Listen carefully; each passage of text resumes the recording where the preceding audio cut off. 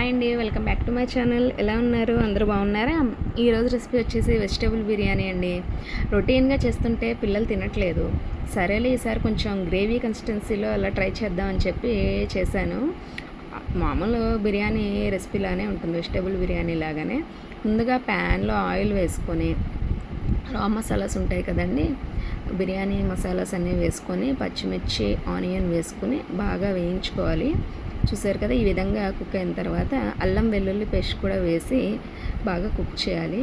తర్వాత మన దగ్గర ఉన్న వెజిటేబుల్స్ అండి, బంగాళదుంప, క్యారెట్, క్యాలీఫ్లవర్, బఠానీ, మన దగ్గర ఏ వెజిటేబుల్స్ ఉంటే అవన్నీ వేసి ఒకసారి బాగా మిక్స్ చేసుకొని టొమాటోస్ అన్నీ వేసుకొని మిక్స్ చేసుకొని ఒక 5 minutes కుక్ చేయాలి. చూసారా, ఈ విధంగా కుక్ అయిన తర్వాత మిల్ మేకర్, పుదీనా, కొత్తిమీర కూడా వాష్ చేసి కట్ చేసి పక్కన పెట్టుకున్నాను. వాటిని కూడా వేసి బాగా కలుపుకొని ఒక 5 minutes మగ్గించాలండి. అడుగంటిపోకుండా చూసుకోండి, అడుగంటేస్తే వెజిటేబుల్స్ అన్నీ మాడిపోతాయి కదా, టేస్ట్ బాగోదు. ఇలా 1 by 1 వేసి బాగా కుక్ చేయాలి. సాల్ట్ కూడా రుచికి సరిపడా వేసేస్తున్నానండి.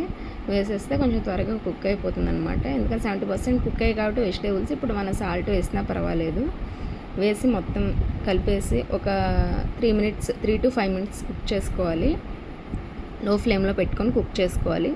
చూసారు కదా, మొత్తం కుక్ అయిపోయండి.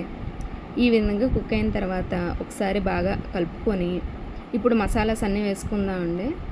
2 tablespoon ధనియాల పొడి వేసాను, 1 spoon కారం వేసాను, కొంచెం ఒక 1 spoon గరం మసాలా వేసాను. వీటన్నిటిని బాగా మిక్స్ చేసుకొని ఒక గరిటెడు పెరుగు వేసుకున్నానండి. ఒక గరిటెడు పెరుగు కూడా వేసి బాగా కలుపుకోవాలి.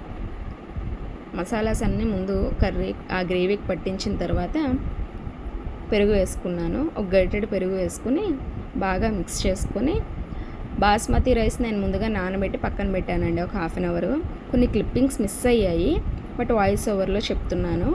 1:2 వాటర్ వేసుకొని ఎసరు బాగా మరిగిన తర్వాత హై ఫ్లేమ్లో పెట్టి రైస్ వేసేసి ఒక 5 minutes కుక్ చేసిన తర్వాత మీడియం ఫ్లేమ్లో మొత్తం కుక్ చేసుకోండి. అప్పుడు పొడిపొల్లాడుతూ బాగా వస్తుంది. అంతే అండి recipe.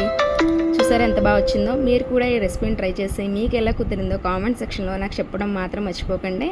Please do like, share, subscribe to my channel. Thanks for watching.